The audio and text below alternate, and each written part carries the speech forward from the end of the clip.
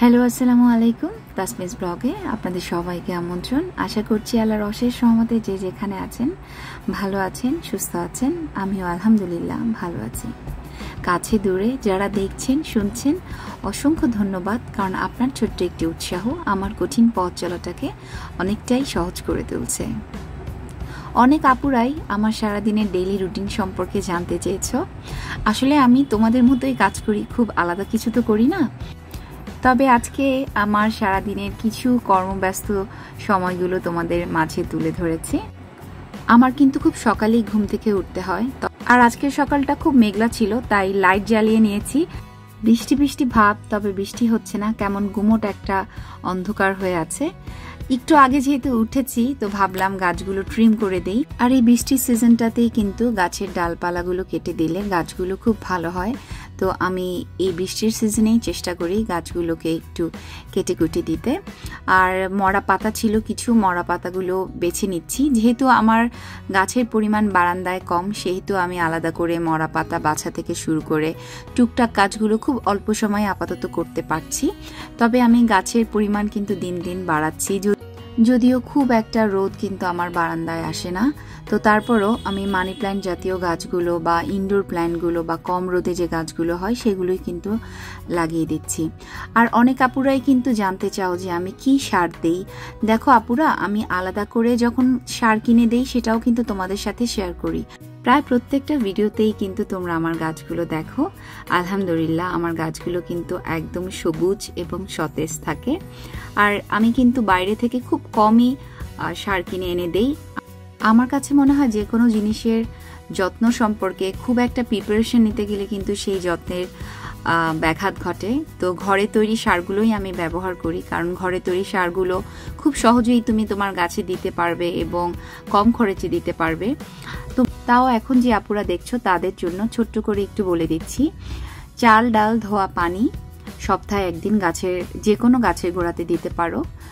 প্রতিদিনের ব্যবহার করা সবজির ছোকলাগুলো তোমরা নির্দিষ্ট একটি জায়গায় সংরক্ষণ করতে পারো, পানি দিয়ে ভিজিয়ে রাখতে পারো। পরবর্তী সময়ে সবজিগুলো পচেই যে পানিটা বের হবে তার সাথে নির্দিষ্ট পরিমাণ পানি মিলিয়ে গাছের গোড়ায় দিতে পারো। এভাবেই কিন্তু তুমি ঘরোয়া উপায়ে গাছের টুকটাক যত্ন নিতে পারো। এর ভিতরে স্কুলে যাওয়ার জন্য ছেলে উঠে গেছে, ওর জন্য আমি স্যান্ডউইচ করে রেখেছিলাম। সকালের নাস্তাটা আমি বাসা থেকে একটু করিয়ে দিই, কারণ টিফিনটা সে অনেক সময় শেষ করতে চায় না। ছেলে যেহেতু স্কুলে গেছে আর মেয়ে ঘুমাচ্ছে, এই সুযোগে আমি হাতের কিছু কাজ করে নিচ্ছি। আর সকালের নাস্তা কিন্তু আমি ছেলের সাথে আরও 4টা স্যান্ডউইচ বানিয়ে রেখেছি, যেটা ওর বাবা খাবে। আর আজকে দুপুরে আমার খালামণির বাসায় দাওয়াত আছে, তাই দুপুরে রান্নাটাও নাই, যে কারণে মনে হলো সময়টা আমি একদম নষ্ট না করে কিছু একটা বানাই। আর আমি তোমাদের মতো এত ভালো কিছু বানাতে পারি না, যতটুকু আসলে পারি সেগুলোই তোমাদের সাথে ভয়ে ভয়ে শেয়ার করি। আমি জানি না তোমাদের আসলে কেমন লাগে। আর ভিডিও ভালো করে এডিট করতে পারি না দেখে হয়তো তোমাদের দ্বার প্রান্তে পৌঁছতে আমার অনেক বেশি সময় লাগছে। তো যাই হোক, ভিটামিন সি এর একটা বোতল ছিল যেটা মাঝে মাঝে খাওয়া হয় আমার, ওই বোতলটা রেখে দিয়েছি। এটা দিয়ে একটা ডেকোরেশন পিস করেছি। আর এটা আমার ছেলে প্লেরও কিনেছিল, সেই বোতলটা রেখে দিয়েছিলাম। দুটো ছোটবেলায় অনেক কিছু করতাম, আর এখন তেমন কিছু পারিও না, যতটুকু পারলাম তোমাদের সাথে শেয়ার করলাম, এই আর কি। আর আমি রেডি হয়ে যাচ্ছিলাম, স্কুলে যেতে হবে আমার ছেলেকে আনতে। তো এর ভিতরে দেখলাম শুটকি.com থেকে কিছু শুটকি এসেছে বাসায়। এই শুটকিগুলো নিয়ে তোমাদের সাথে পরে গল্প করব, আগে রিসিভ করে নিলাম। আর আমার ছেলের ছুটি হয় ঠিক 1টার দিকে, তো মেয়েকে আম্মুর কাছে দিয়ে দৌড় দিয়ে চলে গেলাম ছেলেকে আনতে। তো ছেলেকে চেষ্টা করি 1টার আগে একটু দাঁড়িয়ে থাকতে, যাতে ওর ওয়েট করতে না হয়। তো আজকে সে খুবই খুশি, বলল স্কুল থেকে নাকি তাকে অনেক গিফট দেওয়া হয়েছে। বাসায় এসেই সে অস্থির হয়ে দেখাতে লাগলো তার বন্ধুরা তাকে বিভিন্ন কার্ড দিয়েছে এবং স্কুল থেকে তাকে উইশ করা হয়েছে তার বার্থডের। তো আমি বললাম তোমার বার্থডে তো চলে গিয়েছে, কিন্তু স্কুল বন্ধ থাকার কারণে স্কুল কিন্তু ভুলে যায়নি যে বাচ্চাকে উইশ করতে হবে। ওদের স্কুলের আলহামদুলিল্লাহ এই ব্যাপারটা আমার খুব ভালো লাগে। অ্যাসেম্বলিতে বার্থডে উইশ করে এবং সব টিচাররা বাচ্চারা মিলে বাচ্চাকে উইশ করে যায়। তো এই বিষয়টা খুব ভালো। আমি বলছিলাম বাবা আগেই খুলুন, আমি একটু ভিডিও করব কি দিয়েছে।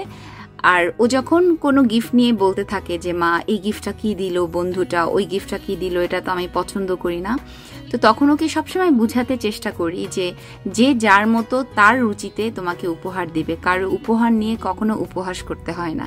সে তার সামর্থ্য অনুযায়ী তোমাকে মনে রেখে একটা গিফট দিয়েছে, এটা লাখ টাকা সমান।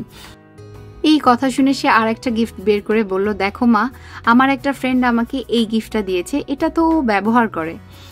তো আমি বললাম তুমি দেখো সে তোমাকে কত ভালোবেসে তার নিজের পছন্দের একটা ইরেজার দিয়ে দিয়েছে, সে তার প্রতিদিনের ব্যবহারের জিনিসটা সে তোমার কাছে দিয়েছে কারণ তোমাকে সে অনেক বেশি ভালোবাসে। তো অনেক কিছু বোঝাতে হয় বাচ্চাদের, আর ছোট বাচ্চাদের কৌতূহলী মন। আমি কিন্তু দুপুরের মধ্যে চলে আসলাম আমার খালামণির বাসায়, ওর বাসা বসুন্ধরা সিটিতে। এই বাসাটায় আসলে কিন্তু অনেক ভালো লাগে সবসময়, আমার বাচ্চারা খুব এনজয় করে কারণ চারপাশটা এত খোলামেলা, যেখানে রোদের কোনো কমতি নাই, বাতাসের কোনো কমতি নাই, বৃষ্টি দেখতেও ভালো লাগে, মানে সবকিছু। আর বারান্দাগুলো যেহেতু খোলা, আকাশটা খুব সুন্দরভাবে দেখা যায়। তো আলহামদুলিল্লাহ এই বাসাটায় আসলে আমাদের খুব ভালো লাগে। আমার ছেলে নিচে গিয়ে বারবার বলছে, আমাকে ডাকছে, মা দেখো আমি কত নিচে চলে এসেছি, তুমি কত উপরে। তো আরো কিছু গেস্ট আসলো, খালামণি বলছিল যে নুডলস রান্না করবে, আমি বললাম যে দাও আমি একটু হেল্প করে দিই। খালামণি সবসময় রান্না করে, মায়েরা তো রান্নাই করে, তো আমি যেহেতু গিয়েছি বাচ্চাগুলো খেলাধুলা করছে, তো আমি চেষ্টা করলাম একটু সাহায্য করতে খালামণিকে। আর কারো বাসায় বেড়াতে গেলে আমার মনে হয় একটু সাহায্য করা উচিত, শুধু শুয়ে বসে থেকে খেয়ে দিয়ে চলে আসাটা উচিত না, কারণ একজন মানুষ আমাকে এতটা সময় দিচ্ছে, তো তাকে যদি একটু সাহায্য করা যায় তাহলে জিনিসটা অনেক বেশি ভালো হয়। তো তোমাদের সাথে গল্প করতে করতে দেখি যে ছেলের সাথে বাবার ঝগড়া লেগে গেছে, তো সেই ঝগড়া থামিয়ে আবার কিন্তু তোমাদের সামনে চলে আসলাম ভয়েস দেওয়ার জন্য। তো মোটামুটি পাস্তা এবং টুকটাক যা রান্না করার সেগুলো রান্না বান্না করলাম। আমার মামাতো ভাই আসলো বাচ্চাকে নিয়ে, আমার মামাতো ভাইয়ের মেয়ে সানায়া এবং আমার মেয়ে আনায়া 2 মাসের ছোট বড়, তো ওরা একসাথে খেলাধুলা করে আবার ঝগড়াও করে। এগুলো দেখতে দেখতেই আলহামদুলিল্লাহ দিনটা আমাদের ভালোই কাটলো। এছাড়া পরিবারের সবার সাথে একসাথে অনেক দিন পর হলে যেটা হয়, অনেক গল্প টল্প হয়, সেগুলো করে খুব তাড়াতাড়ি আবার রওনা দিতে হবে বাসার উদ্দেশ্যে। তো আমরা চলে আসলাম। আজকের ভিডিওটা এ পর্যন্তই, আর নতুন ভিডিও দেখার আমন্ত্রণ রইল। কোনো কারণে আমার ভিডিওটি এতটুকু ভালো লেগে থাকলে, মনে এতটুকু জায়গা করে নিতে পারলে অবশ্যই আমার চ্যানেলটাকে সাবস্ক্রাইব করে রেখে যেতে পারেন, চ্যানেলটার সাথে থেকে আমাকে এগিয়ে নিয়ে যেতে পারেন। সবাইকে অনেক অনেক ধন্যবাদ। আল্লাহ হাফেজ।